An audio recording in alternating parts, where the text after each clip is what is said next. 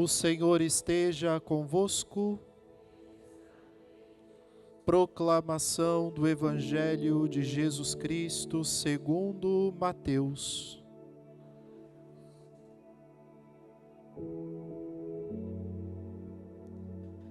Naquele tempo, Jesus pôs-se a dizer: Eu te louvo, ó Pai, Senhor do céu e da terra, porque escondeste estas coisas aos sábios e entendidos e as revelaste aos pequeninos.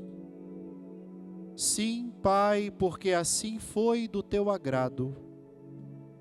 Tudo me foi entregue por meu Pai, e ninguém conhece o Filho senão o Pai, e ninguém conhece o Pai senão o Filho, e aquele a quem o Filho o quiser revelar.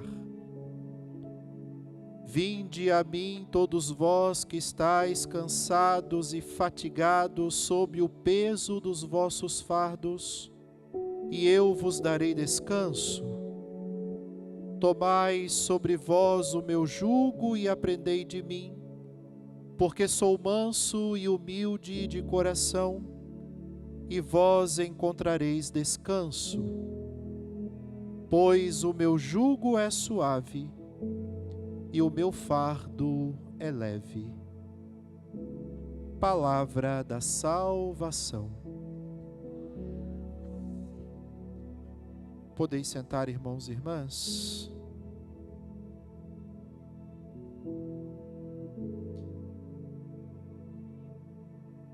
Começo em tom de brincadeira com vocês, mas vocês sabem que toda brincadeira tem seu fundo de verdade, né? Quando o Senhor fala que nele encontraremos descanso, que a gente não confunda o descanso com dormir na missa, né? São coisas completamente diferentes, porque podemos dormir e não estarmos descansados. São duas coisas totalmente diferentes. O sono é um instituto que mexe sobretudo com o biológico e também com o corporal.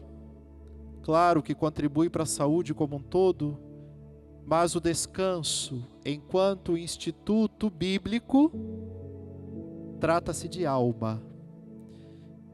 E olhos fechados dormindo não quer dizer que a alma está descansada. Nós sabemos muito bem disso, irmãos e irmãs. Por isso, o Senhor é sensível de quando está falando aos seus, identifica cansaços no meio daqueles que o seguiam.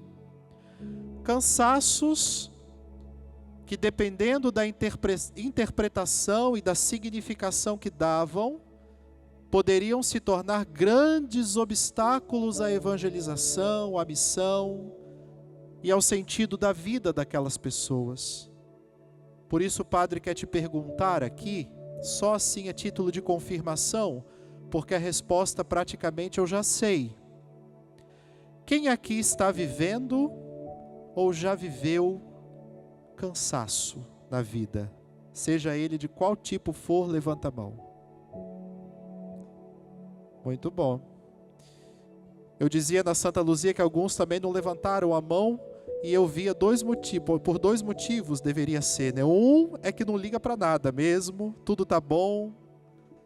O outro é que mentiu.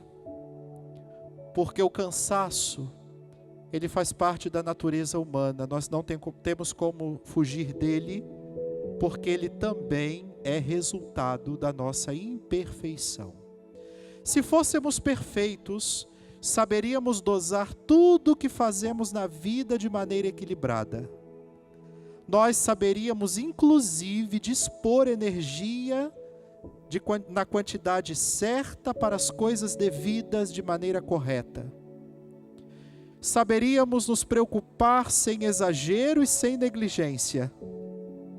Não seríamos indiferentes, nem seríamos obcecados. Seríamos equilibrados, se fôssemos perfeitos. Mas o pecado original não nos permitiu ficarmos perfeitos. Por isso o cansaço deflagra em nós, que somos imperfeitos e nos cansaremos. Agora, existem cansaços que podem ser curados, se nós quisermos. Deus nos dá essa graça. Por exemplo, um dos cansaços, e eu enumero aqui 3 tipos. O cansaço corporal é fácil de resolver. Fica um pouquinho com a perna esticada para cima, que no instante seu corpo volta.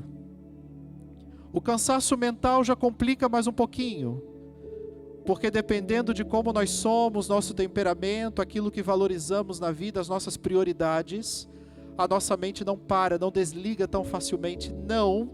E aí eu posso dizer para vocês que o padre sabe do que está falando. Agora tem um terceiro tipo de cansaço, que é esse que o Senhor mais se preocupa na liturgia da palavra desse fim de semana, que é o cansaço espiritual.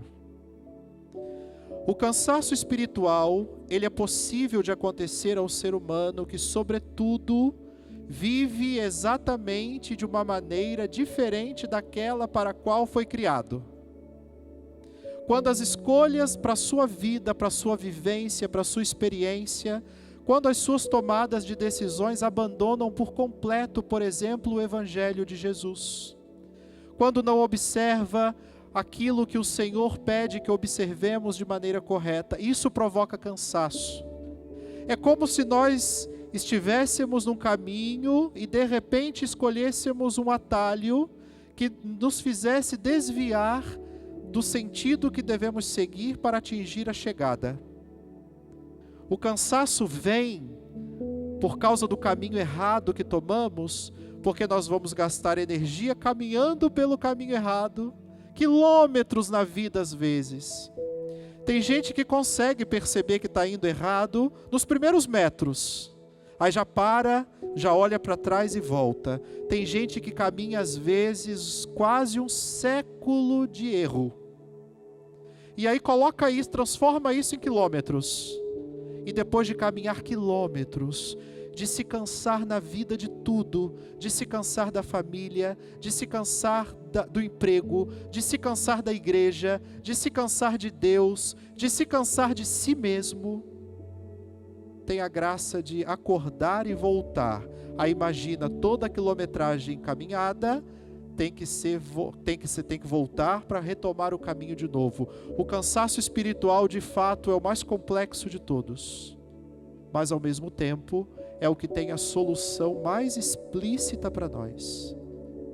Tudo isso que o padre está falando, você encontra em palavras belas, técnicas e teológicas na segunda leitura de hoje, porque é exatamente assim que Paulo está falando aos romanos: a vida segundo a carne e a vida segundo o Espírito.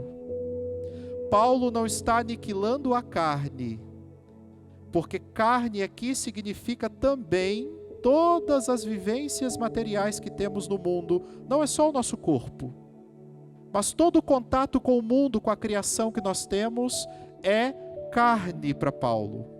É vida humana, inclusive.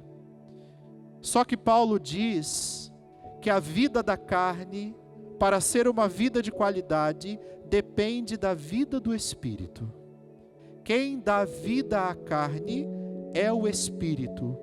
Da maneira com a qual eu trato o Espírito, eu estarei dando à carne a sua forma. É isso que Paulo está explicando e está dizendo para nós, que o mais importante no final das contas é saber como anda, meu irmão, minha irmã, a sua vida espiritual. E o que é a vida espiritual, padre? Nada mais é do que o seu relacionamento com Deus. Como é o seu relacionamento com Deus? Como está a sua frequência em Deus? De que maneira você está escolhendo frequentar o coração de Deus, a mente divina, para que você possa viver a sua vida segundo a vontade dEle, para depois da vontade dEle você querer dar forma à sua vida no mundo.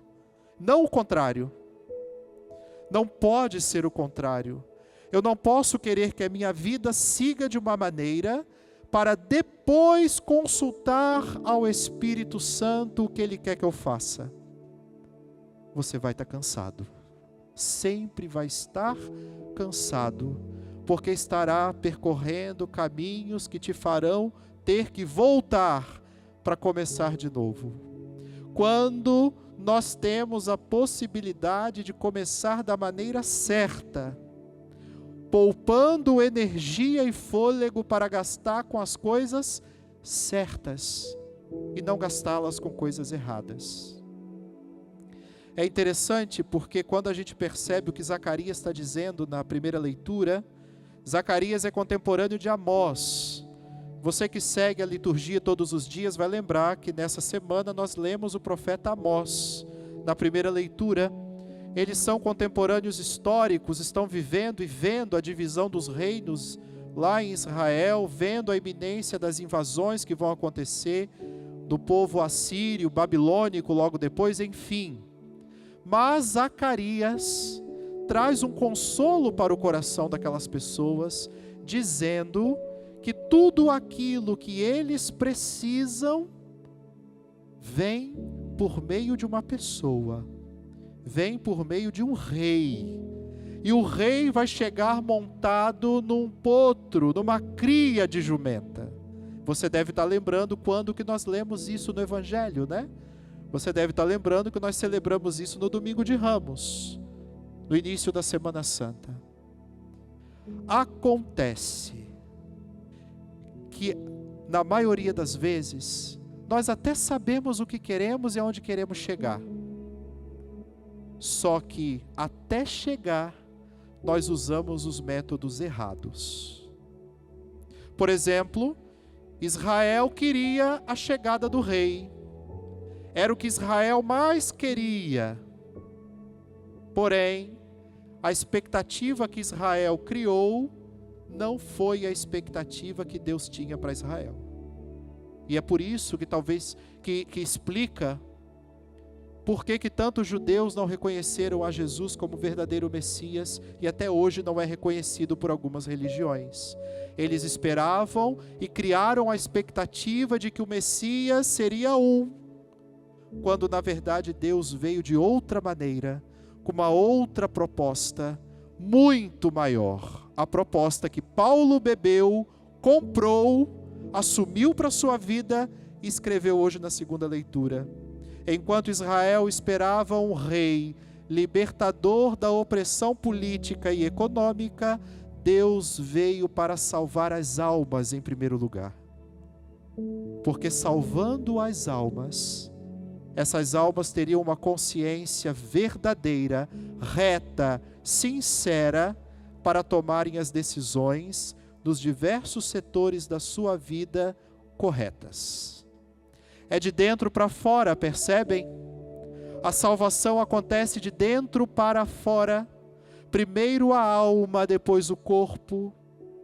Primeiro Deus, depois a mim mesmo e aos outros. Primeiro o Espírito Santo, depois o Espírito que eu tenho humanamente falando.